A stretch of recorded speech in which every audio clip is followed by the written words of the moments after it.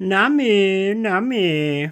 Welcome people to the Garboggers vlog. So yeah, this is actually pretty far into the day of Sunday, but I've mostly been, walking around and doing a bunch of housework and trying to get cleared up for an upcoming podcast project I have, which was to get a whole bunch of research for older films put together, stuff that would not have made a compelling vlog note. So now I'm just kind of sitting down. I'm definitely going to be turning both of these fans on because it's very freaking hot, but I'm going to be sitting down and reading some trashy books.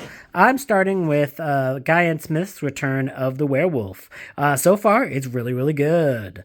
I like Guy Smith quite a bit. I think his books are always pretty quick. They're always trashy to heck. And they're always a good time. So yeah, I'm going to be reading this while indulging in fanned air. Miss Loomis, fanned air. So let us see how this goes. Bye bye bye. She's crazy. She's crazy. She's going for the bookmark. Booty, booty, booty, booty, booty.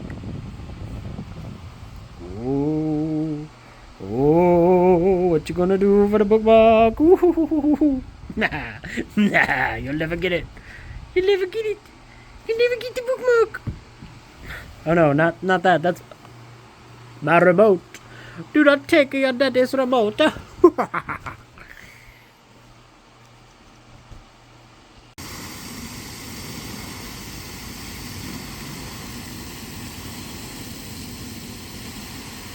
Going for a walk while listening to Ashley Poston's 7-Year Slip, a romance with time traveling.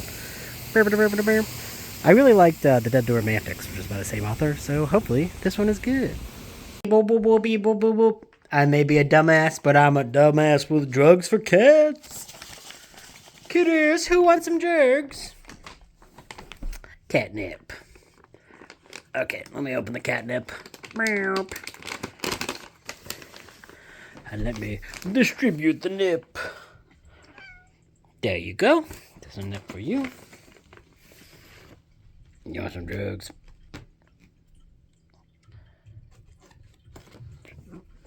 Mysterious waiting so patiently for drugs.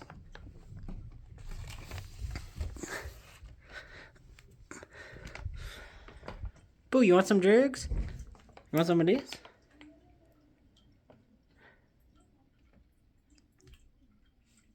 Come down for the drugs.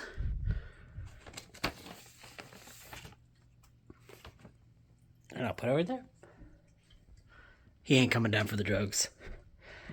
Straight edge cats. Nami, you want some food? You want the drugs? You're not straight edge, are you? Come here. Alright, well, whatever. I'll give it to you right here. Who cares? There you go. Drugs. Look at this kitty. Look at his little face. Look at his little face. Boo. Boo, I love you. Boo. Oh, it's like that Stephen King story. The fingy coming out of the frickin' sink. Remember that? Boo. It was an okay story. It was turned into an episode of the television show Monsters. What do you think of that? I don't think anything about that. Because I'm a cat.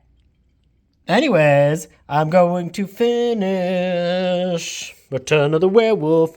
I got only like 30 pages left of that. I'm really liking that. Like, it's really fun. Like, so it's clearly the sequel to a story, but like that kind of makes it more interesting because, you know, it's a sequel to a werewolf story. So literally everyone in the story is already like, yeah, there's fucking werewolves. We know. There's werewolves. Yeah, the werewolves.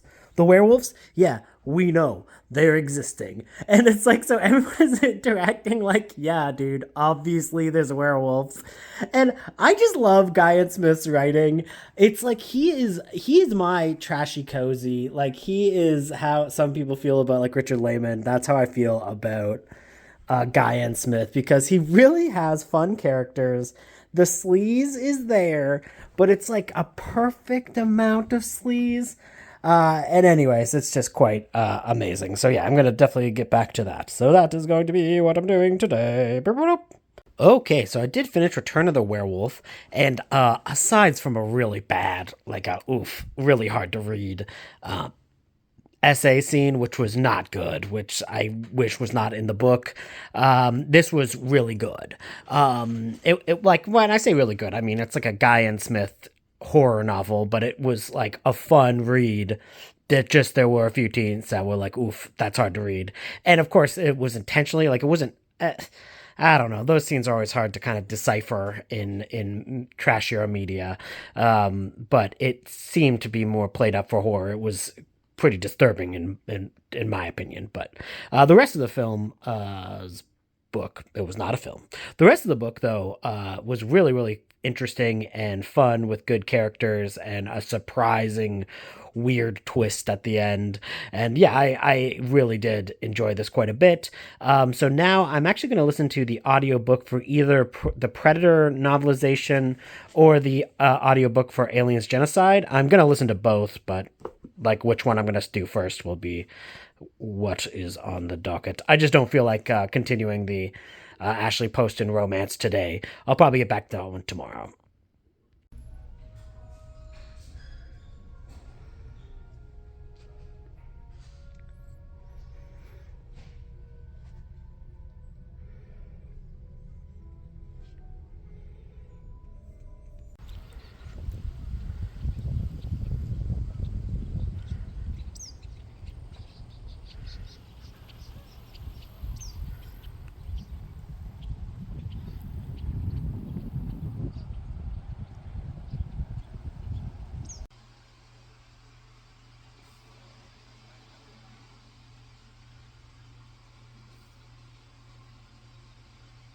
I cannot move today. Ooh, pot of coffee. Look at this. You can see the smokies. You can see the smokies. Or the steam. Yeah, it's not it's not smoking. The coffee is not smoking. Anyways, yeah, so it is currently Wednesday. Tuesday, not much happened. It was kind of raining all day. And a lot of personal life stuff was going on, so not much reading got done. So hopefully today I can get back on track and update you with some cool books to read. Okay, talk to you later. Bye. Going for a walk. It's very nice out today. Yeah. Going to all the thrift stores that I normally don't go to. I just realized I never show my face in any of my vlogs. I guess I'm going to do that now. Blah, it's my face. I mean, probably not a lot, but I will now. Blah. Okay, got home after doing some walking. I have been listening to the novelization for the original Predator. Really interesting. Unfortunately, there is a lot of, racism in the novelization, which is kind of a bummer. But it does have a very interesting history in that it is written by queer poet Paul Manette, and there's a real anger to the book. There's real anger to the movie as well, but like there is a real anger to the book. And a lot of that is because he was writing the novelization as his partner was dying from AIDS. And it's just a very kind of like angry novelization that really kind of captures the anger of, the film. And it's very interesting how different the actual Predator is, but how similar the script is. So the script and like how the characters interact and the lines they say is almost one for one with the actual film. There's like little twists and turns here and there, but for the most part, it's pretty much exactly as it is in the film. But the creature is so different. The Predator is so different. And it is nothing like the one from the movie, other than the fact of the hunting aspect. But like it's like trying to hunt humans so that it can mimic them, and it's able to like take all of these like chameleon-esque, elements from its surroundings and like pretend to be other creatures and take their powers. Basically, it's very strange and interesting, and there is a very kind of like a malleable nature to the Predator, and like the weapons it has are like extensions of its own being. Like so it's like it forms a spear and then it launches a spear through someone's heart kind of thing. And it doesn't have that kind of like normal technological thing. It's all like a biological weird, amorphous monster that has a little bit of Lovecraftian energy to it. So yeah, that's just really, really interesting. And I just wish, unfortunately it is, unfortunately rather racist. I mean, that's what it is, but which is kind of a bummer. But yeah, for the most part, I am really liking it. I have a few more chapters to go, and I will let you know how this goes because, yeah, we're going to enter territory that's going to have to be way different than the film is, just because the creature's way different. So I'll let you know how that is. I did go and do some running around today. I grabbed a new shelf so that I can kind of reorganize this freaking library, because this library is a nightmare right now. This is a nightmare. This is a horrible nightmare, and I need to reorganize and reassemble everything. So I thought I would use this to kind of like put this one. Basically, I'm gonna move that. I'm gonna put it like right here, and then do like kind of like I could eventually do a double line of these type of thing. So yeah, we'll see how that goes. I did pick up some stuff when I was thrifting today. Beep it beep.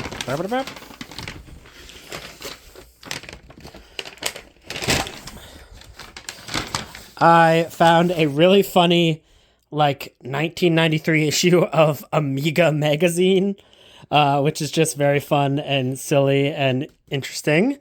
And then one that I was actually pretty excited to find is this old D&D manual. Well, not old. Like, this is from 5e. So it's like it's a newer D&D. But it just has, like, this really cool design to it. And it's like, Princes of the Apocalypse. And it's just like all about like elemental evil. So like it seems like it's just like evil shite. Oh, whoa, look at this stuff. Yeah, all of this is really cool. This, super duper cool. So definitely glad that I found that. And yeah, so now I'm just going to listen to the rest of this while I reorganize the bookshelves and put everything back into order to looking good. So wish me luck. Streaming the campy horror, I mean, I guess they're like weird fantasy horror, weird trash, Death Stalker, because there's a new one coming out in later this year, and I have never even seen any of these movies. There's like 4 of them, and they're all like weird Conan the Barbarian-y ripoffs, and they're supposed to be like really, really weird, and also fits with Kick-Ass August, which is something Kelsey's doing for her Patreon. So yeah, there you go. Action, crash, it's got everything. Oh, Boo, no. Boo, that's not a good idea, Boo. I love you, but that's not good. Don't do that, please. Thank you. Now I'm stepping on books. Hey, dude, that's all going to frickin' the Slime and Slashies. You can't go. You can't go there. Okay, I finally, cleaned this area up. It's looking so much better. So much better. This is the one I bought today. These are all of my, RPG, D&D-esque books. And Warhammer at the bottom there. These are a little extra shelves made for the Blu-rays that are kind of overfilling because I've been getting a few more of those. This is all stuff that is going to other people. There's gifts, and these are gifts as well. But yeah, I've actually, cleaned this area up. It looks so much better than it did. And I do have a little bit of space free still for little expansions. I am needing to be a little bit more frugal and start getting rid of some books that I don't think I'll read kind of thing, and actually reading and unhauling kind of thing. So hopefully we'll be not trying to get so much more books, because I do think I'm going to probably move in the next year or so, but we will see. And then with that, I also kind of cleaned up my... Well, I mean, I didn't make the bed today. I should have made the bed, but anyways, other than that, these shelves have been full of bric-a-brac, and I've kind of Clean those up as well. Getting all the books settled. The new Alien book that I got from the book sale. Get over here. So yeah. Anyways, that was really good. Now I've got to do I'm doing some laundry, and then I've also got to do the dishes and take some trash out before I go to bed. And yeah, I'm listening to The 7-Year Slip, which is an Ashley Poston book. And oh my god, it's so good. It's so good. So this idea is like this woman has lost her aunt, and her aunt has this apartment that every few years it will randomly put you either 7 years in the future or 7 years in the past. And she goes to the past and she like kind of starts this romance with somebody, and then as the story unfolds she finds out that he is a pivotal thing in her present in the actual 7 years, and is asking for advice about him from him 7 years ago. And it's just all really, really interesting and unique and has a really cool spin to it. And I really like the writing, and the romance is really strong. So yeah, I'm really enjoying that one. So I will continue doing that as I clean up more from other things I need to do. Look at you, Blue. Boo is so beautiful. Boo, boo, boo, boo, boo, boo, boo. Oh, and yes, obviously, I did finish the audiobook for the novelization for Predator, and yeah, it was pretty wild at the end, seeing how different the death of the Predator is and how different some of those end sequences and end fight scenes are. Now, the problem is it's like a very racist book. Like there's a lot of not great stuff in there, and not great in many, many respects. So it was an interesting novelization, but it is not better than the film. But there is still some really good writing in it, and it's still very pointedly angry and interesting as, kind of, evidence of somebody going through one of the worst things possible at the time, and how they got through it with this very, on the surface, unimportant novelization kind of thing. So it's really, really kind of interesting in that regard. But yeah, I still liked it, but with a big asterisk that is saying there's a lot of things that are not great about some of the way that it writes people of color. So, that's not great. That's not good. That's not good. So, anyways, don't fight, boys, and I will continue listening to the 7-Year Slip. Streaming the classic film Lady Battle Cop for Patreon. One of the greatest films ever made. Truly S-tier filmmaking. Oh my goodness, I just finished 7-Year Slip and I'm a little bit teary. That was amazing. What a great freaking book. I love that book. I really liked Dead Romantics as well, from the same author. And what's nice is those characters do make little appearances. It's not enough to be like obnoxious, and if you hadn't read that book, it wouldn't have registered. But since I had read that book, I was like, oh, it's those characters. Oh, I'm so happy to see them. And like, they don't do much, but they're just there. So I was like, oh, it's nice. It's like seeing an old friend.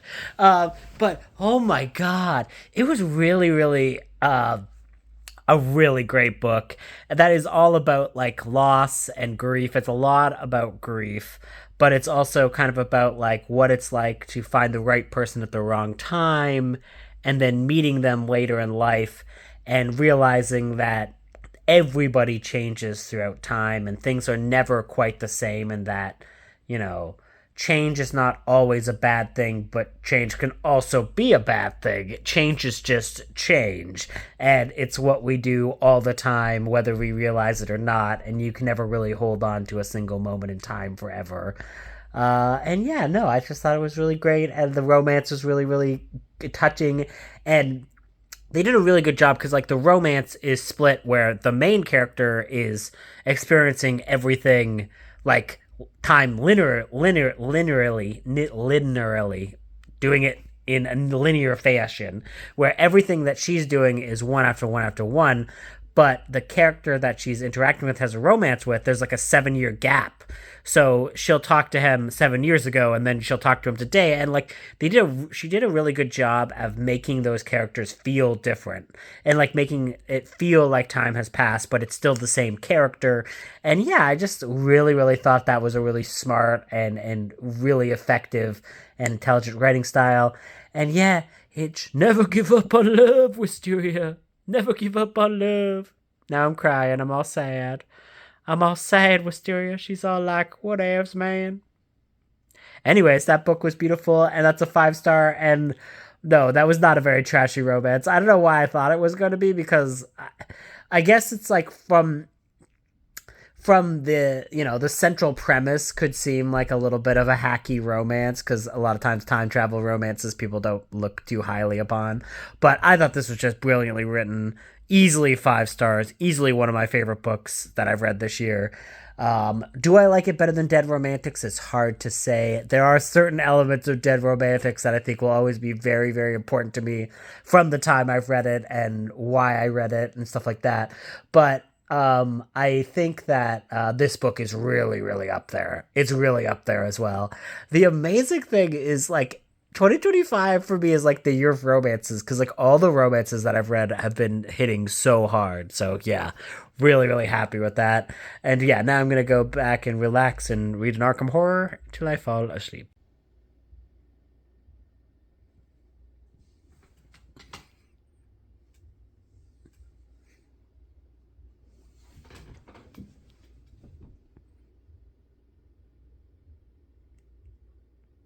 Okay, it is Sunday afternoon. Let's not talk about Saturday or Friday night. Things did not go well, and Saturday was basically a write-off.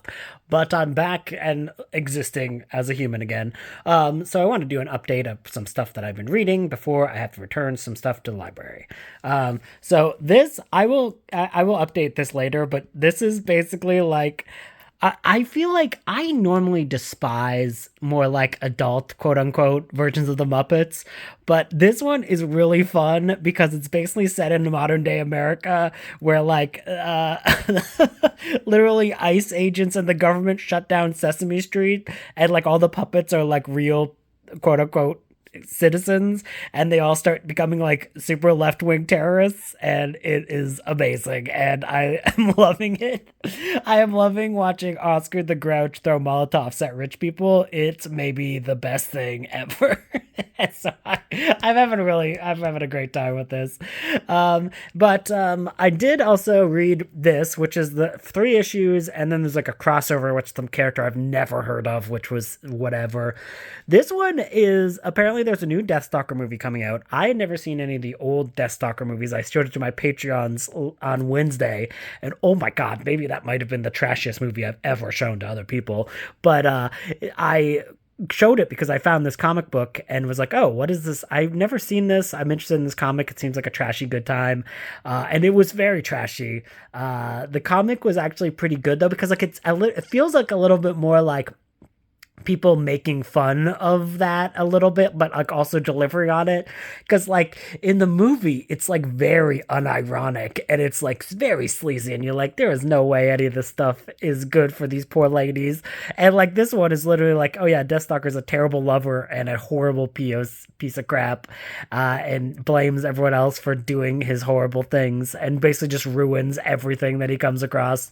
So I'm actually really excited for that movie now, because yeah, this seems like it was just ultimate cheese, and there were some really fun monster fights and some action scenes, and just really over the top and goofy and sleazy like the original was, but felt like sleaze that was very pointed in going like, yeah, like we're having fun with this, but also we recognize some of the more horrible tropes that are represented in it. So yeah, no, I thought it was just fun. And again, this is not a super smart comic. This is still a very trashy, dumb, silly comic. So don't think too much about it. And yes, it's still very much of the sleaze of the original. It just is a little bit more self-aware. So modern audience could maybe swallow it a little bit more. Halo Lone Wolf. This was just like an okay little comic book short story about like a Spartan trying to rescue a group of people who have been outcast after the government after the Covenant War, and they have been fighting the remnants of the Covenant. And it was okay. It was like a fun little book, cool action book, and some interesting characters. But yeah, nothing really to write home about or be super interesting. Then there is the Arkham Horror: The Nightmare Quest for April-May. This is one of the Arkham Horror books. Obviously, this is an arc. The book did come out like I think many months ago, so I'm late on this arc, but I really love all of the Arkham Horror stuff that I've been reading from Aconite Press, and this is no different. I've read a few other Arkham books from Rosemary Jones. The Bootlegger's Dance I read last December and really liked, and yeah, this one was also really, really good. There is a flood that is basically on the horizon to take down big swaths of the poorer sections of Arkham, and there's also this mysterious rash of sleeping illnesses where people fall asleep and they can't get up, and there's all of this like weird things going on in the dreamlands, and something is coming back to Arkham. And yeah, this was just really fun little cosmic horror with some really great characters and some really interesting setting. And yeah, I just really had a good time with it. And it's one of those books that is mysterious, but is also, it delivers on a satisfying story without giving up everything that's going on. It's like with cosmic horror, there's like a little bit of, you need to have a bit of stuff that is unexplained while still telling a compelling story, and I think this one does it well. Claude, what are you doing? You should not be eating that food. Claude, that's not your food, bruh. That's Lewis's food. Nutty. Anyways, yeah, this was really well written. If you're a fan of Arkham Horror, H.P. Lovecraft-esque fiction, but told through a more contemporary lens with people who understand all of the horrible racist stuff in Lovecraft stuff is not to be repeated, then yeah, I definitely continue to recommend the Arkham Horror line, and I have not been disappointed in it with any of the books that I've read from there. So yeah, this was a great time. And then I did also read the first book in the Dark Future Demon Download was the name of. I forget what the series is called, but it's all by Jack Yeovil, which is a pseudonym for author Kim Newman, who is, better known for his Dracula fiction, and him having the best outfits ever every time he's on screen. He just looks like this ridiculous man. This one was so much fun, very over the top, very silly, but has a very compelling future to it, where it's got a lot of Mad Max elements, but then it's also got this very interesting and twisted demonic element. So it's like, what if there were demons that were real and they were roaming around like a Mad Max-esque setting? And yeah, it was really, really fun. And there was some kind of coy little, pop culture references. And it's definitely not something you take super seriously, but was a blast. Like at one point, there's this car that's been, possessed by this demon, and it's like talking in all of these like, and it has like a very like radio tone voice, and it's just so much fun. I listened to a fan-made audiobook, that I will link in the show notes if you're interested, because yeah, it definitely is worth checking that out. But yeah, it was just a really fun time with a really high octane story where basically there's this like secret agent nun who is gonna track down and stop the forces of the devil from overtaking all of post-apocalyptic America. And it's fun because like there is all these like references to where the universe kind of like splits with our own, and it's very much a more like left-leaning. Like you can tell Kim Newman is more left-leaning in his politics for what's happening and how everything kind of falls apart and falls together. And it's very anti-corporation and has some really interesting elements to it with some decent character writing and just some really fun time. So yeah, if you're ever interested, I will link the kind of fan-made audiobook. That's probably the easiest way to track those down, because yeah, they're definitely well worth it. So yeah, I'm going to go return these two things to the library, pick up some library books, and then continue listening to the audiobook I'm listening to, which is the novelization for Friday the 13th Part 6, Jason Lives. So, I have finished, and this will be the last update of the vlog. I did finish the very first volume of Survival Street, and Oh my god. I really really like this, but the thing is, and they say this at the end, like so this was written in it started in 2022 and this was released in 2023. But it was meant to be like an over the top super, kind of silly what if the Muppets had to become freedom fighters to save America from like fascist capitalists, and they make some like you know quote unquote things that happen in this that are meant to be like super ridiculous. Like literally, there's a Dean Cain stand-in, and legit, the Dean Cain stand-in joins the version of Ice that's in this comic, which literally happened last week. And I'm like, oh my god. And like when you end this comic, they're like, yeah, so this is supposed to be like a satire that we ramped up to like 11 because it's supposed to be like extra goofy and it's not going to supposed like we did not expect a lot of this stuff to be like as on the nose as it actually ended up being. And they said like we're worried that if you don't pick up this book now, the only thing that will actually be satire about it will be the fact that there's puppets. And I'm like, damn. There are some things that like, because like the puppets are like, used as a stand-in so that we don't have to deal with like real life racism and to like understand that that's what they're going off of in this. But I can see that some people might take that and not be okay with that substitution element here, and I would be okay with like listening to what other people would think about that element. But just as a story and like as just like this idea of like trying to find hope at all in this horrible capitalist hellscape we listen to, and also there's just some really fun, over the top, silly, action and violence and things like that. I really really enjoyed this, and I'm definitely going to read the second volume. Probably going to do that soon because I think it just came out. So I wonder if my library has it. I will have to find out because oh my goodness, wow, there's some things that were like so on the nose that I was like, damn. And then I did listen to the entirety of the novelization for Friday the 13th Part 6, Jason Lives, which I unfortunately sold my copy for not that much earlier this year. But I'm extra sad about that because the book is actually like really, really good. The novelization by Simon Hawke is definitely, utilizing an original script for the movie because there's a lot of things that changed in the well, not a lot of things. Like for the most part, like this is very much the movie that got made, turned into a novelization.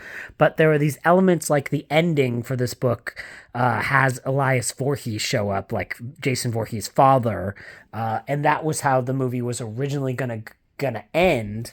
But they decided to scrap that at the last moment and switch them around. So there are murders in the movie that don't actually occur in the book, but all the action and the carnage and the slashing of it all are executed actually really really well, and there are moments where you actually get from Jason's perspective, and I find those are really hard to nail. Like usually those do not do well in stories when they try to take Jason's perspective, whether that's comics or anything else, but here it really really worked, and it was really kind of scary and spooky, and they like have flashback to like Jason's childhood a little bit, and like they kind of deal with like what was the deal with Jason? He's always been a little off.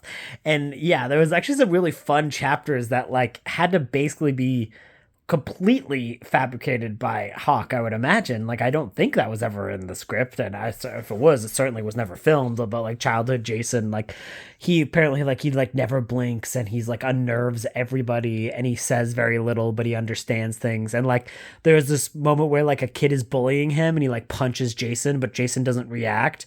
And then later on, the kid puts his hand in like a garbage disposal, and that was the hand that he used to like strike Jason. And like after like it didn't affect Jason, he like got so unnerved he cut off his own hand at like a garbage disposal. You're like, hell yeah, that's wild.